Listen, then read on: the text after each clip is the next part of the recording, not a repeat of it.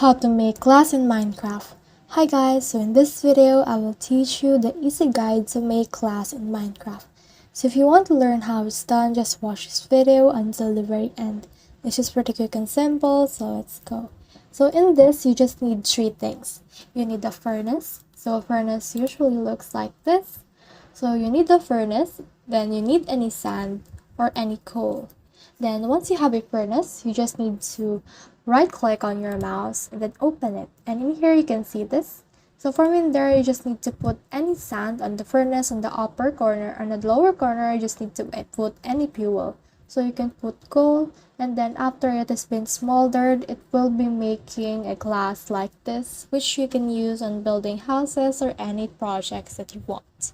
So that's the whole process. I hope this video helped you to make glass in Minecraft.